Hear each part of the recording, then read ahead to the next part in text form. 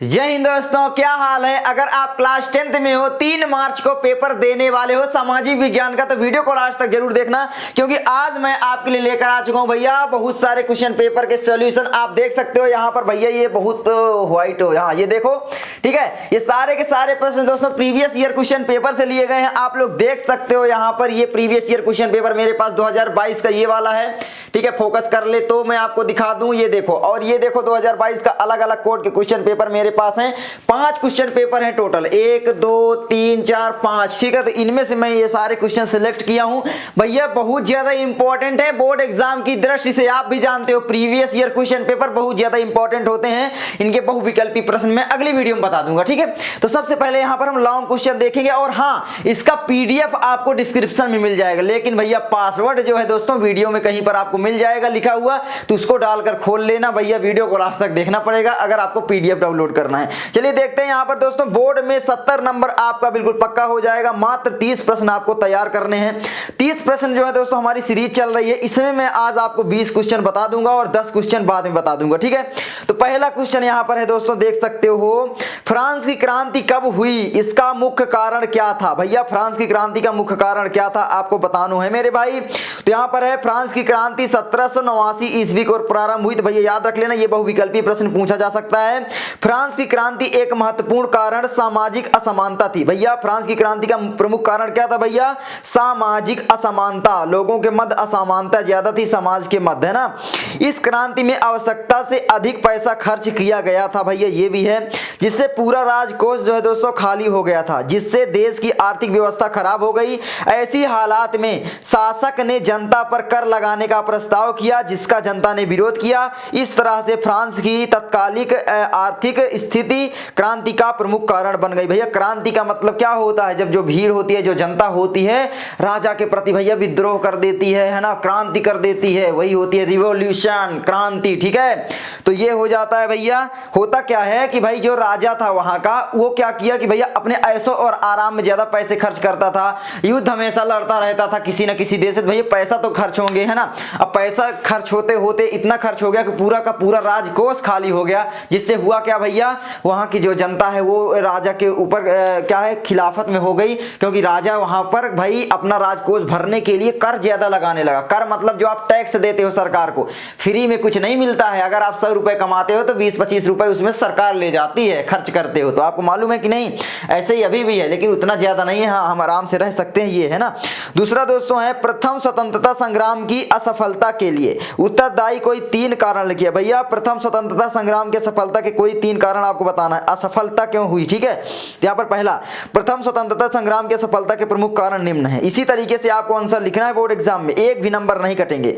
पहला है यहाँ पर 1857 की क्रांति निर्धारित समय से पहले कर दी गई थी, जिससे यह असफल हो गई, ठीक है। तो जिससे क्या भैया, असफल हो गई। दूसरा, 1857 की क्रांति की असफलता का अन्य कारण योग्य अभाव था, ठीक है। उसके बाद दोस्तों क्या है, स्वतंत्रता संग्राम से रिलेटेड है।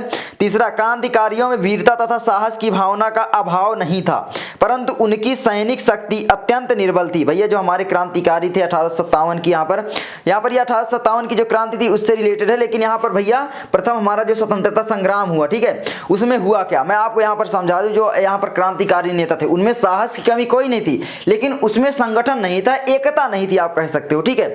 और वहां की जो सैनिक शक्ति थी वो अत्यंत निर्बल थी, जिसके कारण यहाँ पर भैया प्रथम स्वतंत्रता संग्राम असफल हो गया। उसके बाद दोस्तों आगे बढ़ते हैं। आगे हमारा देखिए आता है यहाँ पर क्वेश्चन नंबर 3, लोकतंत्र के किन्हीं 3 लाभों का उल्लेख कीजिए। पिछली वीडियो में भी मैंने इसका आंसर आपको बताया है, लेकिन फिर से पढ़ लो।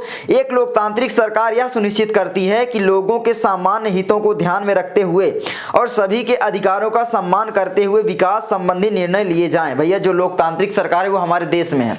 अब यहाँ पर लोगों के हित से संबंधित मतलब लोगों को जो भी जीवन में चाहिए, जो भी संसाधन चाहिए, है ना, उसको कैसे सुलभ बनाया जाए, ये सब चीजें करती है। जैसे सरकार रोड बनवाती बनवाती है, सड़क बनवाती है, बहुत सारी चीज़ें नई नई योजना निकालती है, आप लोग जानते ही हो। तो यही सब कारण होता है लोकतांत्रिक सरकार में। अगर तानाशाही होगी तो वहाँ पर भैया सरकार करे या ना करे लोगों से कोई मतलब नहीं, लेकिन यहाँ पर लोग बोलना स्टार्ट कर देंगे कि आप नहीं करे, अगले बार मैं तुमको चुनाव में बताऊंगा, है ना। तो ये लोकतांत्रिक सरकार की सबसे बड़ी विशेषता भी होती है।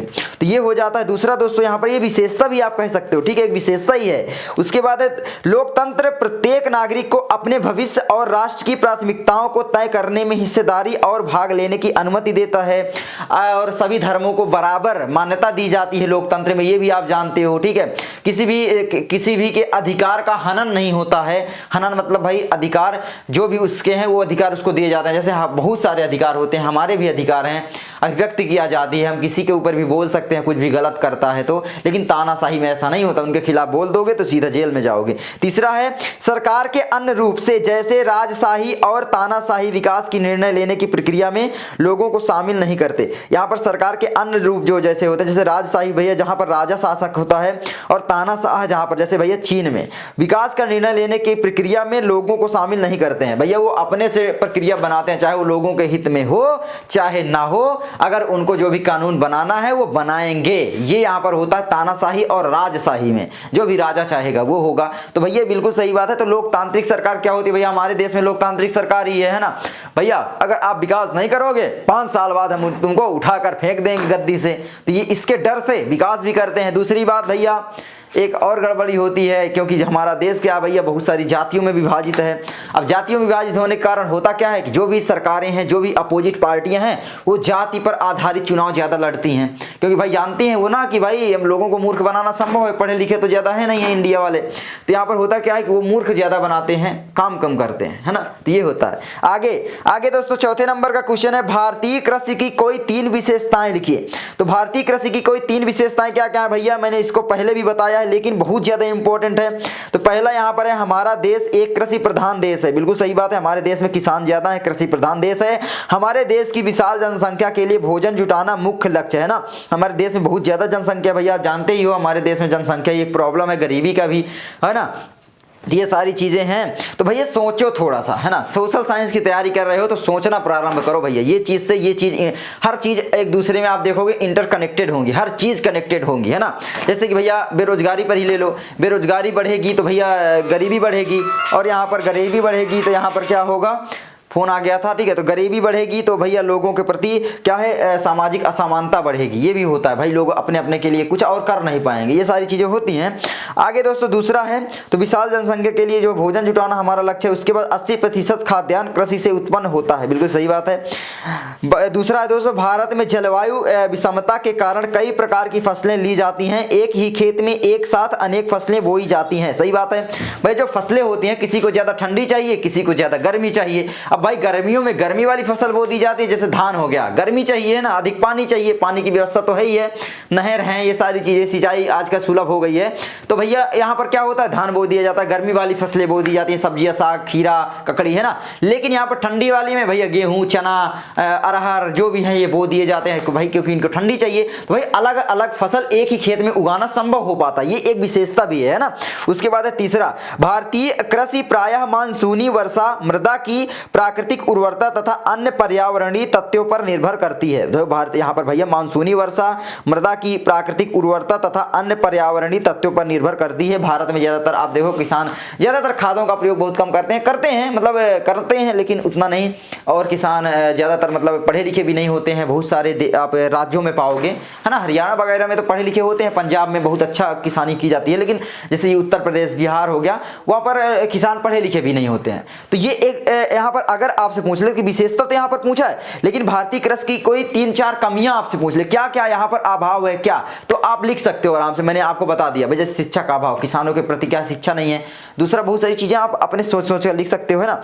उसके बाद आगे है 5वां, संघीय शासन व्यवस्था में 2 प्रमुख विशेषताएं लिखिए। भैया संघीय शासन व्यवस्था, पीछे भी मैंने इसका आंसर आपको दे दिया था, लेकिन फिर से बता दे रहा हूं। संघीय शासन व्यवस्था में शक्ति का विभाजन आंशिक रूप से केंद्र सरकार और राज्य सरकार के मध्य होता है। भैया जो संघीय शासन व्यवस्था होती है, हमारा देश क्या है, संघ ही तो है, यूनियन ही तो है, यूनियन टेरिटरी है, मतलब क्या है, राज्यों का संघ है हमारा देश, है ना।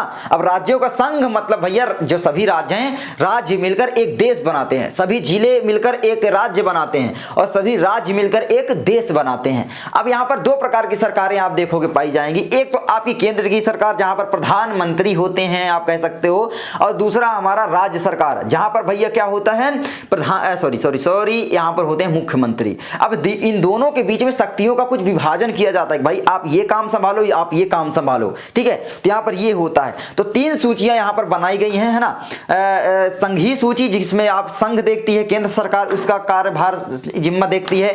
दूसरी आपकी कौन सी समवर्ती सूची होती है जिसमें केंद्र सरकार और राज्य सरकार दोनों ही मिलकर क्या है भाई देखते हैं, ठीक है। तो ये सारी चीजें मैंने पिछली वीडियो में बताई थी, चलिए कोई बात नहीं। आगे दूसरा है, इनमें स्वशासन तथा साझा शासन की व्यवस्था होती है ना। स्वशासन तथा साझा शासन भैया मतलब जो स्वशासन भी किया जा सकता है और साझा शासन मतलब भैया जो शासन है उसमें बंटवारा किया जाता है। चलिए आगे बढ़ते हैं। तो ये विशेषता हो गई। आगे हमारा आता है भैया, ये देखो यहाँ पर हमें खनिजों के संरक्षण की आवश्यकता क्यों है भैया, बहुत इंपॉर्टेंट क्वेश्चन है। सारे के सारे क्वेश्चन बोर्ड एग्जाम की दृष्टि से इंपॉर्टेंट हैं और ये प्रीवियस ईयर क्वेश्चन पेपर से लिए ही गए हैं। हमें खनिजों के संरक्षण की आवश्यकता इसलिए होती है क्योंकि उद्योग और कृषि दोनों ही खनिजों पर निर्भर हैं। खनिजों का प्रयोग लाखों वर्षों से होता रहा है। खनिज संसाधन सीमित तथा अनवीकरण योग्य है ना। जो भी खनिज हैं वो नवीकरणीय योग्य नहीं है, हम उनका दोबारा प्रयोग नहीं कर सकते भैया, वो क्या है, वो अनवीकरण है। तो इनकी संरक्षण की आवश्यकता हमें इसीलिए पड़ती है क्योंकि कृषि के लिए भी उपयोगी हैं, हमारे लाइफ के लिए उपयोगी हैं। आप कह सकते हैं हमारे लाइफ में क्या होगा भाई, भोजन चाहिए तो भी उपयोगी हैं, ये सारी चीजें, ठीक है। तो कृषि दोनों ही जो उद्योग हैं और कृषि ये दोनों ही खनिजों पर ही तो निर्भर हैं, है ना। तो ये सारी चीजें हैं। उसके बाद दोस्तों 7वें नंबर का क्वेश्चन है, अर्थव्यवस्था के संगठित क्षेत्र में रोजगार की दो विशेषताएं बताइए भैया। संगठित क्षेत्र की यहाँ पर रोजगार की दो विशेषताएं क्या, पहला न्यूनतम मजदूरी की गारंटी दी जाती है यहाँ पर, है ना। ये विशेषता होती है भैया संगठित क्षेत्र में। भाई संगठित और असंगठित क्षेत्र का आप जानते होंगे क्या होता है। संगठित क्षेत्र का मतलब होता है जहां पर जो भी मजदूर होते हैं वो सरकार द्वारा पंजीकृत होते हैं कि आपको ये काम दिया जाता है, ऐसे, है ना। लेकिन असंगठित क्षेत्र के मजदूर क्या होते हैं, वहां पर वो असंगठित हैं, सरकार के पास उनका कोई भी डेटा नहीं है। आप जैसे देखोगे गांव देहातों में किसी के घर में लेबर काम करने वाले हो गए, कोई भी व्यक्ति काम करता है, दुकान खोले हुआ है कोई, तो वो सब असंगठित हैं। तो ये सारी चीजें हैं। तो यहाँ पर भैया क्या है, दूसरा ग्रेच्युटी भुगतान अधिनियम की शर्तों पर प्रभावी क्रियान्वयन होता है, ठीक है। आप और भी सर्च करके पढ़ सकते हो इसके बारे में, केवल पढ़ लेना एक बार, हो सकता है आपको सरल तरीका कोई मिल जाए, है ना। तो सरल मिल जाए तो उसी को चेप देना, क्या दिक्कत है। 8वां है दोस्तों, विश्व व्यापार संगठन से आप क्या समझते हैं, WTO वर्ल्ड ट्रेड ऑर्गेनाइजेशन। विश्व व्यापार संगठन एक अंतर सरकारी संगठन है जो भाग लेने वाले दो देशों के बीच व्यापार समझौते पर बातचीत के लिए एक मंच प्रदान करके उत्पादों, सेवाओं और बौद्धिक संपदा में अंतरराष्ट्रीय व्यापार को नियंत्रित करता है। ये क्या करता है, अंतरराष्ट्रीय व्यापार के संबंध में है वर्ल्ड ट्रेड ऑर्गेनाइजेशन। पूरे वर्ल्ड को व्यापार में बांधा जाए, यही उद्देश्य है वर्ल्ड ट्रेड ऑर्गेनाइजेशन का।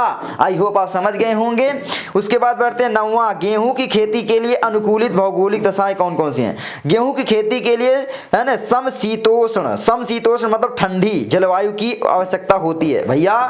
समशीतोष्ण ठंडी जलवायु आप कह सकते हो। गेहूं कब होता है भैया, ठंडियों में ही तो होता है। आप अगर गांव से हो तो आपके पास गेहूं बोया जाता है, उसको क्या क्या आवश्यकता होती है वही यहाँ पर चेप दो। मैं जो बोल रहा हूं उसको मत लिखो सबसे पहले, ठीक है, रटो मत सामाजिक विज्ञान। आगे तो गेहूं की खेती के लिए भैया समशीतोष्ण जलवायु की आवश्यकता होती है। इसकी खेती के लिए अनुकूल तापमान, है ना, अनुकूल तापमान बुआई, है ना, मतलब जब बोते हैं के समय 20 से 25 डिग्री सेंटीग्रेड उपयुक्त माना जाता है। गेहूं खेती के लिए दोमट भूमि सर्वोत्तम मानी जाती है, दोमट भूमि, ठीक है, दोमट भूमि।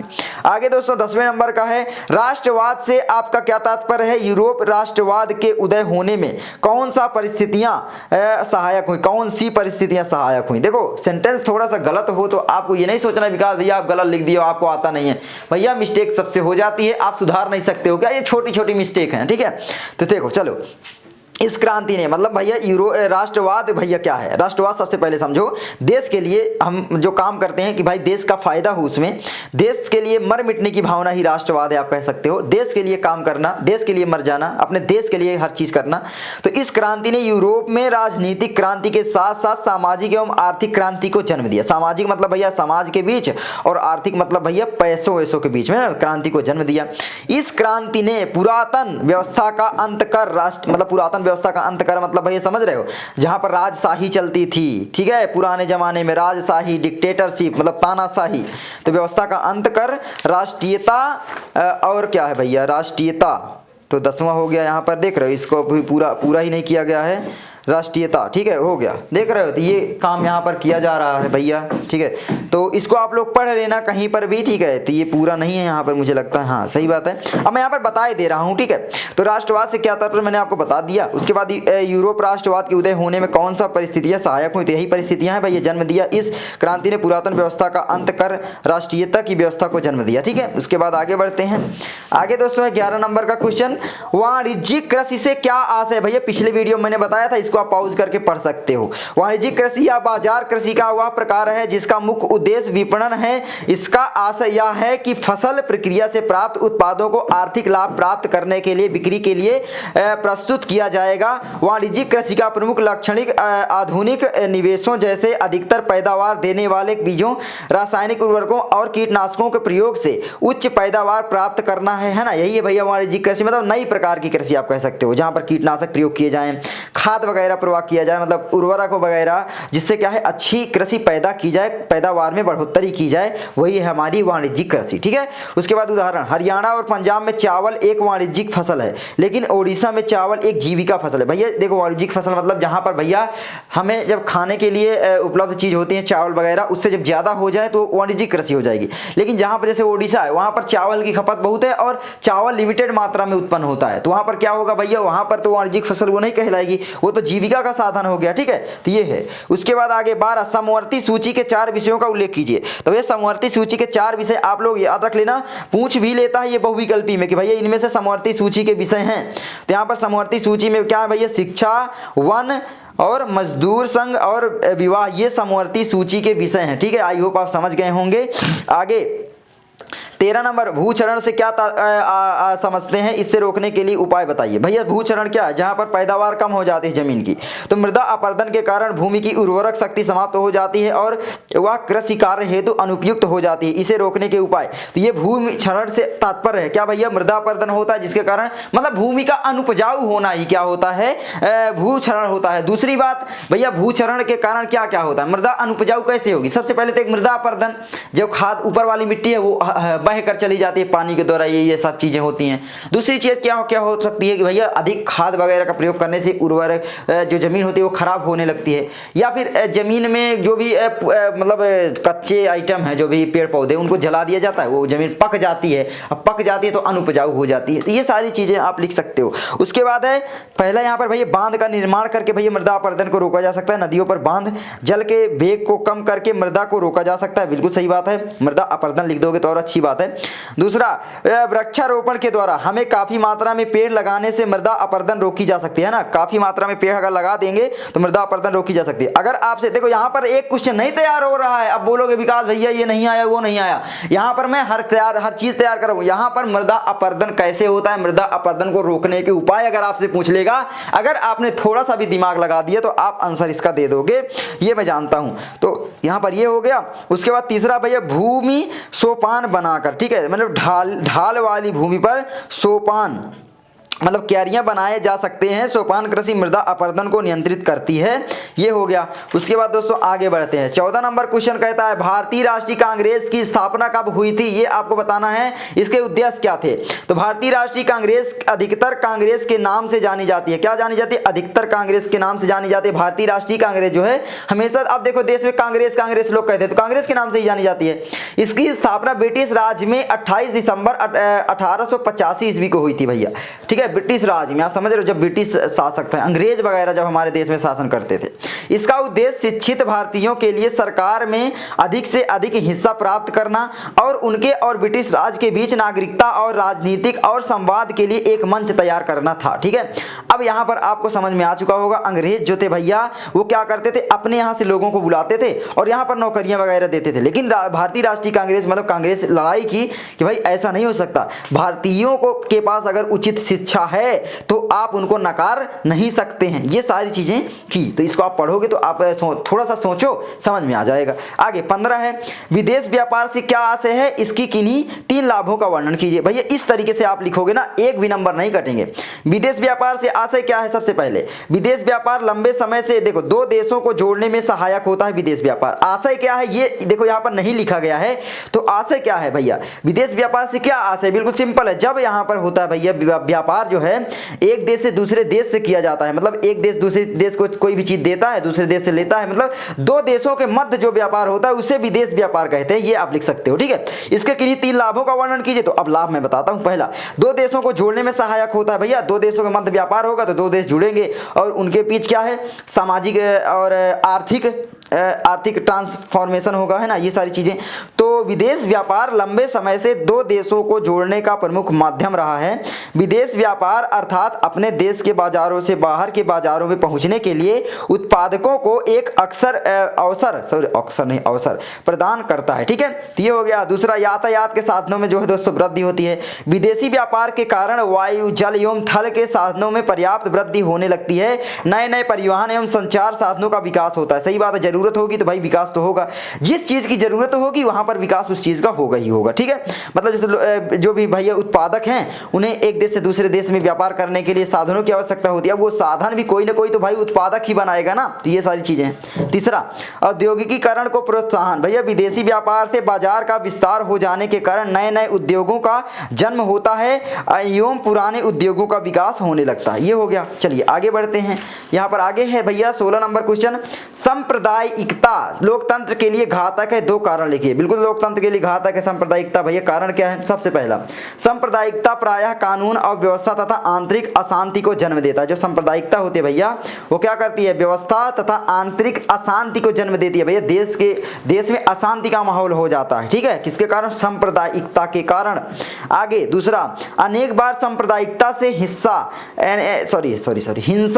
दंगे भड़क उठते हैं जिससे संपत्ति का नुकसान होता है। सही बात है, जो दंगे होते हैं, हिंसा होती है, वो कहीं ना कहीं सांप्रदायिकता के कारण ही होते हैं, ठीक है। आगे बढ़ते हैं। 17 है, लोकतांत्रिक शासन में आर्थिक असमानता क्यों बढ़ती है? संक्षेप में लिखिए भैया। ये बहुत इंपॉर्टेंट क्वेश्चन है। देखो सभी इंपॉर्टेंट है, ये इकोनॉमिक्स में सारे क्वेश्चन इंपॉर्टेंट है, तो इन्हें तैयार कर लो, ठीक है भैया। सारे इंपॉर्टेंट है, कोई भी आपको नहीं मिलेगा कि इंपॉर्टेंट ना हो। तो लोकतांत्रिक व्यवस्था में हम आर्थिक असमानता को बढ़ता हुआ पाते हैं। क्यों पाते हैं? देश की आय का एक बड़ा हिस्सा मुट्ठी भर लोगों के हाथ में केंद्रित रहता है, जबकि समाज का एक बड़ा वर्ग जीवन निर्वाह के साधनों से वंचित रह जाता है। भैया यहाँ पर क्या बोला जा रहा है अभी समझाता हूँ। इस व्यवस्था में साधन संपन्न लोगों को आगे बढ़ने से रोका नहीं जा सकता। क्या बोला? इस व्यवस्था में साधन संपन्न लोगों को आगे बढ़ने से रोका नहीं जा सकता, ऐसे में असमानता बढ़ती जाती है। मतलब भैया इसमें क्या है, सभी को स्वतंत्रता होती है, जिसके पास जो साधन अवेलेबल है उनसे तो उनको रोका नहीं जा सकता। आप देखोगे यहाँ पर लोकतांत्रिक सरकार में क्या होगा, किसी के पास 100 बीघे जमीन है, ठीक है, मैं बोलता हूँ यहाँ पर किसी के पास 500 बीघे जमीन है, किसी के पास कितना भी जमीन है, कोई मतलब नहीं है वो खेती करता है या नहीं करता है, कुछ उगा, क्योंकि बंजर ही पड़ी रहती है, इतनी खेती कौन कर पाएगा, ठीक है। तो यहाँ पर क्या हुआ भैया, एक व्यक्ति के पास 500 बीघे खेती है और दूसरा व्यक्ति एक वहीं पर खड़ा है जिसके पास एक भी बीघे खेती नहीं, एक बिस्वा भी नहीं है, घर बनाने के लिए नहीं है। अब यहाँ पर सामाजिक असमानता को जन्म तो मिलता है भैया लोकतांत्रिक व्यवस्था से, ये तो आपको पता होगा। और यहाँ पर रोका भी नहीं जा सकता क्योंकि उसका भाई अधिकार है कि भाई हम संपत्ति का अधिकार हमें सरकार ने ही दिया है, संविधान ने दिया है, तो भाई आप कैसे हमारे संपत्ति के अधिकार को रोक सकते हो। तो ये सारी चीज़ें यहाँ पर होती हैं। और क्या होता है, कुछ मुट्ठी भर लोगों के पास ही बहुत सारा देश का धन एकत्रित हो जाता है। आप अभी देखोगे अंबानी, अडानी, कुछ लोग आप गिने चुने पाओगे जिनके पास देश का आधा धन तो केवल शुरुआत के 10-20% लोगों के पास होगा। अब सोचो इतने सारे लोगों में 50 लोगों के पास आधा धन चला जाए और उस आधे धन में इतनी बड़ी जनता अपना जीवन यापन करे। अब आप सोचो कितनी बड़ी ये प्रॉब्लम हो जाती है लोकतांत्रिक। लेकिन हाँ, लोकतांत्रिक शासन व्यवस्था अपने में भी एक अच्छी व्यवस्था है क्योंकि लोगों को अधिकार प्राप्त होते हैं, स्वतंत्रता मिलती है, आज़ादी मिलती है ना, हर चीज़ की। तो ये सारी चीज़ें भी तो हैं। चलिए आगे यहाँ पर 18 है, राष्ट्रीय आय में वृद्धि हेतु कोई 3 उपाय सुझाइए। तो सबसे पहला उपाय भैया यहाँ पर है जनसंख्या वृद्धि पर नियंत्रण करके भाई राष्ट्रीय आय में वृद्धि कर सकते हैं, क्योंकि गरीबी का कारण मैंने आपको पिछली वीडियो में बताया था, क्या था, जनसंख्या में वृद्धि ही गरीबी का कारण है। उससे क्या है, बेरोजगारी बढ़ती है, तो बेरोजगारी भी भैया जनसंख्या वृद्धि, ये सब एक दूसरे से कनेक्टेड है, मैं बार बार बोलता हूँ, ठीक है। ये हो गया जनसंख्या में वृद्धि पर नियंत्रण करके। भैया भारत में जनसंख्या तीव्र गति से बढ़ने के कारण प्रति व्यक्ति आय कम होती है।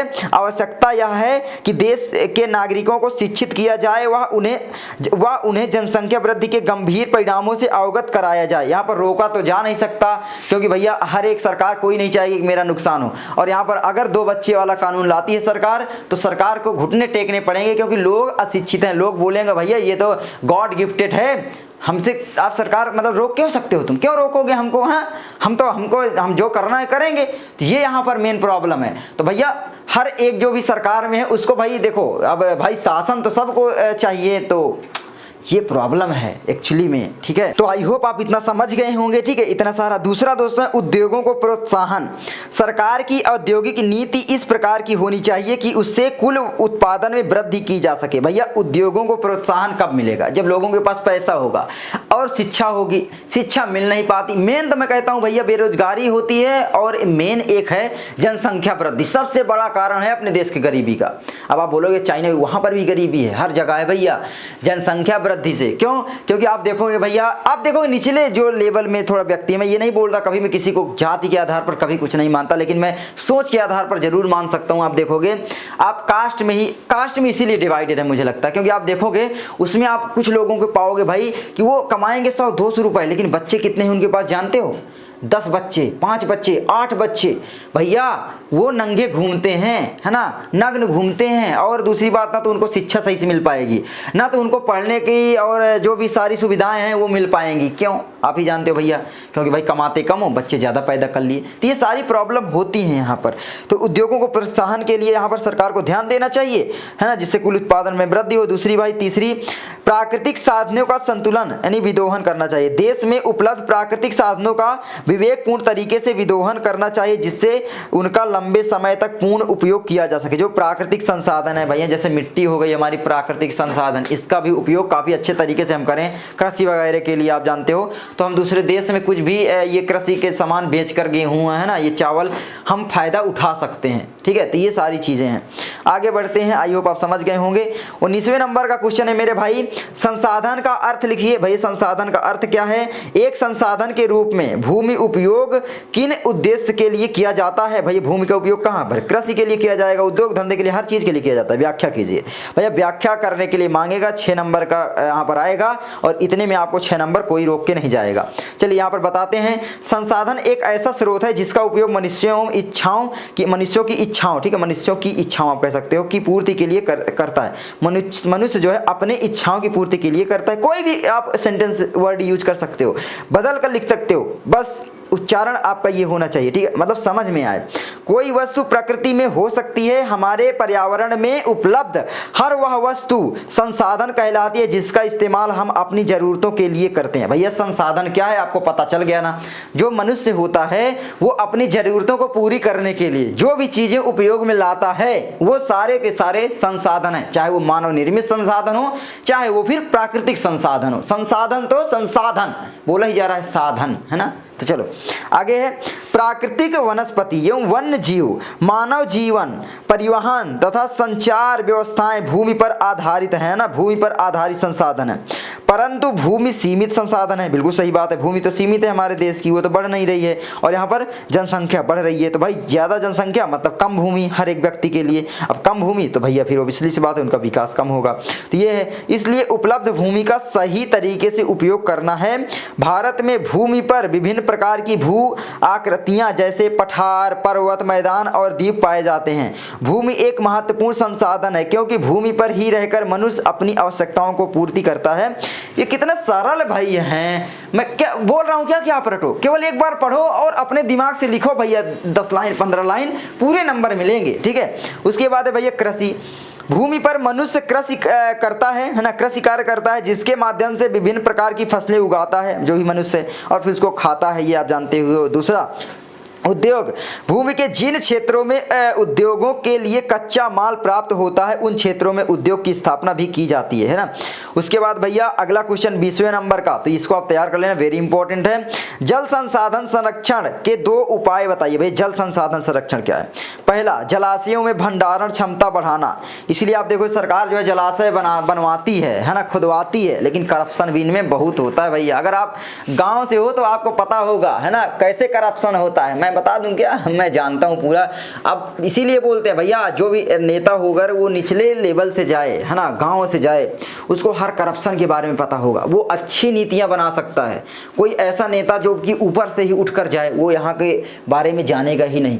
भैया गाँव में बहुत करप्शन है, जो भी आप देखोगे मुखिया प्रधान होते हैं, सबसे ज़्यादा करप्शन तो यहाँ पर बढ़ जाता है। और यहाँ पर बढ़ेगा तो भैया गाँव का विकास तो होगा नहीं, क्योंकि गाँव के विकास के लिए जिम्मेदार तो यही हैं, सचिव और गांव का जो प्रधान, ये दोनों मिलकर बढ़िया से करप्शन करते हैं और किसी को कानो कान तक भांक नहीं पड़ती है। ठीक है, इन पर थोड़ा सा मुझे लगता है गंभीर यहाँ पर केस लगाना चाहिए। मुझे लगता है अगर सरकार केवल इतना कर देना कि भाई जो भी मुखिया, जो भी सचिव अगर करप्शन करते हुए पाया जाता है, उसकी सारी संपत्ति हड़प ली जाएगी, सरकारी कर ली जाएगी, देख लो ना, सुधर जाएंगे। लेकिन यही है ना कि कोई कर ही नहीं रहा है। कानून लाएंगे ही तो लाएंगे कैसे, क्योंकि हर जगह तो भाई नेता हैं, और जो भी नेता हैं वो क्यों चाहेंगे भाई कि ऐसे कानून आए हैं। तो ये सारी चीज़ें हैं, अब हर जगह भैया कुछ ना कुछ गोल गोल गोल गोल है और कुछ नहीं। ठीक है, तो ये है। उसके बाद भैया आगे है दूसरा, नदियों के जल को एक दूसरे से मिलाना। जो नदियों का जल है एक दूसरे से मिला देंगे, जिससे हर एक नदियों में पानी भरा रहेगा, उससे पानी जो है ज़मीन में जाएगा और यहाँ पर जल संरक्षित रहेगा। तो ये यहाँ पर हर चीज़ हो सकती है। अभी जलाशय वाली योजना आई थी सरकार की, क्या हुआ? कुछ नहीं, बोले थे भैया मनरेगा से खुदवाओ, जेसीबी से खुदवा दिया गया। दूसरा, केवल पैसे पाने के लिए गड्ढे केवल थोड़ा बहुत उधर दिखाकर फोटो खींच लिया गया, बस फुर्सत, कुछ जलाशय वलाशय नहीं, उसमें खेती आराम से होती है। फिर देख रहे हो क्या क्या करप्शन होता है आगे। तो बस भैया 20वां आपका इतना ही है क्या? हाँ इतना ही है। आई होप ये दोनों दो ही पूछा था। तो देखो एक साथ इसमें से कई क्वेश्चन अटैच कर सकता है। जैसे 4 नंबर में आएगा तो कोई 4 टॉपिक पूछेगा, 6 नंबर में आएगा तो फिर उसमें से थोड़ा 2 क्वेश्चन उसी में से शामिल कर देगा, इसी में से एक क्वेश्चन को 2 बना देगा, लगातार 2 क्वेश्चन पूछ लेगा, है ना, कि भाई भूमि क्या है, संसाधन क्या है, संसाधन को सही से उपयोग करने के उपाय लिखिए। इस तरीके से मतलब अलग अलग टॉपिक, अलग अलग चीज़ें एक ही साथ पूछ सकता है। तो ये सारी चीज़ें हैं मेरे भाई। आई होप आपको वीडियो अच्छी लगी होगी। अगर अच्छी लगी ना तो लाइक करना, चैनल पर नए हो सब्सक्राइब करना। मेरा टेक चैनल विकास यादव के नाम से डिस्क्रिप्शन में लिंक है, सब्सक्राइब करना। अगर आप कंप्यूटर से रिलेटेड जानकारी चाहते हो या आप वीडियोज़ बनाना चाहते हो, ये सारी चीज़ें मैं जल्द ही आपको सिखाने वाला हूँ। अगर आप अपने विकास भैया से सीखने के लिए तात्पर्य हो तो भैया सब्सक्राइब करो। और अगर आप मेरी लाइफ के बारे में जानना चाहते हो, ब्लॉग चैनल सब्सक्राइब करो। मजे के लिए कभी कभी ब्लॉग डालते हैं, कभी कभी डालते हैं, ठीक है, पैसे वैसे के लिए इसमें काम नहीं करते, लेकिन बस आपको दिखाते हैं, मोटिवेट करते हैं, ताकि आपको मोटिवेशन मिले कि विकास भैया अगर इतने कम लेवल से ऊपर जा सकता है तो मैं क्यों नहीं जा सकता। तो बस दोस्तों आई होप वीडियो अच्छी लगेगी। मैं मिलता हूँ आपसे अगली वीडियो में। भैया PDF डिस्क्रिप्शन में है। चलो पासवर्ड नहीं लगाते हैं, कोई खोल पाता है, कोई नहीं खोल पाता है, बहुत सारे बच्चे डिस्टर्ब रहते हैं। पासवर्ड नहीं लगाएंगे, मैंने बोल ही दिया था, ठीक है। चलो मैं मिलता हूँ आपसे अगली वीडियो में। नमस्कारम, जय हिंद, जय भारत, पढ़ते रहो, मस्त रहो।